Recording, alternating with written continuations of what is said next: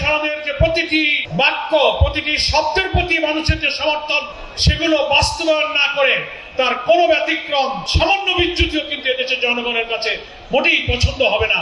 NCP যে তারুণ্যের শক্তি নিয়ে সামনে একটা অকুতোভয় সংগ্রামী পথে যাত্রা শুরু করেছে। প্রথম জাতীয় সংসদের নির্বাচনে একটি নতুন প্রতিষ্ঠিত রাজনৈতিক দল হিসেবে, 11 দলীয় ঐক্যের শরিক দল হিসেবে তাদের নির্বাচনের যে ফলাফল, লক্ষ লক্ষ মানুষের ভোটের মধ্য দিয়ে এনসিপির প্রতি মানুষের যে সমর্থন, এটাই প্রমাণ করে জনগণের মাঝে তারুণ্যের শক্তির প্রতি, এনসিপির প্রতি মানুষের যে আস্থা তারা প্রদর্শন করেছে। বাংলাদেশের একটি নতুন বিনির্মাণের লক্ষ্যে এনসিপির সঙ্গে মানুষের আস্থা তারাই ভোটের মধ্য দিয়ে প্রমাণ দিয়েছে। আমরা মনে করি জুলাই যোদ্ধা এবং জুলাই শহীদ, এদেশের লক্ষ লক্ষ মানুষের ত্যাগ, কোরবানি, রক্তের বিনিময়ে আমাদের যে গণ আকাঙ্ক্ষা আমরা পূরণ করার জন্য জুলাই চার্টার, জুলাই সনদে আমরা সবাই স্বাক্ষর করেছি। নবগঠিত জাতীয় সংসদের সেশন আগামী 12 তারিখে ইনশাল্লাহ শুরু হবে।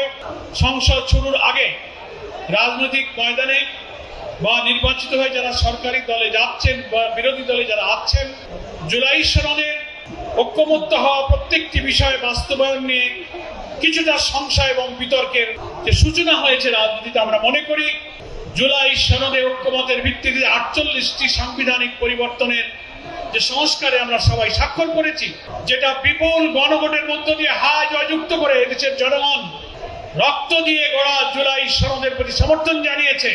সরকারি দলের উচিত হবে না গণভোটে হায় জয়যুক্ত হয়ে জুলাই সনদের যে প্রতিটি বাক্য, প্রতিটি শব্দের প্রতি মানুষের যে সমর্থন, সেগুলো বাস্তবায়ন না করে তার কোনো ব্যতিক্রম, কোনো সামান্য বিচ্যুতিও কিন্তু এদেশের জনগণের কাছে মোটেই পছন্দ হবে না, সেটা আমাদের কাছে কাম্য হবে না।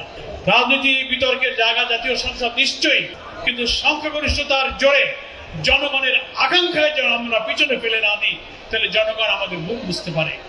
সেজন্য জুলাই সনদে ঐক্যমত্য প্রতিষ্ঠিত হওয়া সংস্কারের প্রত্যেকটি বিষয়ে জাতীয় সংসদে যা গণভোটে গিয়েছে, হায় জয়যুক্ত হয়ে যা গণভোটে রেকর্ড হয়ে আছে, সেটাই যেন আইন আকারে সংবিধানের অংশ হিসেবে সংবিধানে পাস হতে পারে, অনুমোদিত হতে পারে। এটাই এখন জাতীয় সংসদের পবিত্র দায়িত্ব।